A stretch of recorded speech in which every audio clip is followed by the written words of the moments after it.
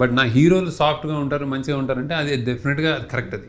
And and చాలా మటుకు నేను ఈ మధ్య నోటీస్ చేస్తుంది, నా హీరోయిన్స్ని సెలబ్రేట్ చేస్తారు. కానీ ఇప్పుడు శేఖర్ కమల్ అంటే హీరోయిన్లు చాలా స్ట్రాంగ్ వీళ్ళు ఒపీనియన్ ఉంది, అరే భలే భలే క్యారెక్టరైజేషన్ అన్నారు, అందులో హీరోలు మర్చిపోతుంటారు. ఎందుకంటే హీరోలు అది హీరోని కూడా సెలబ్రేట్ చేయాలి. ఇప్పుడు ఫిదాలో అతను వ్యూస్ నుంచి తిరిగి రావడం అనేది పెద్ద హీరోయిజం.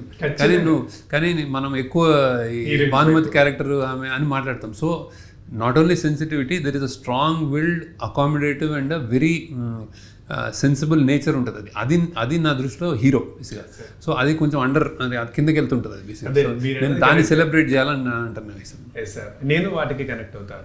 మ్యాక్సిమం కథను పక్కన పెడితే గోదావరిలో సుమంత్ మాట్లాడే మాటలు ఉంటాయి, ఆడవాళ్ళ గురించి కానీ లేకపోతే రాజకీయాల గురించి కానీ ఆయనకుండే లక్ష్యాల గురించి భలే ఉంటాయి. ఇవి కదా పట్టుకోవాలి. అండ్ ఇప్పుడు లీడర్లో మీరు డైలాగ్ రాశారు, ఒక్క అమాయకురాలైన ఆడపిల్లకు అన్యాయం చేసినప్పుడు ఈ సీఎం పదవి ఉంటే ఎంత ఊడితే ఎంత అని అంటారు.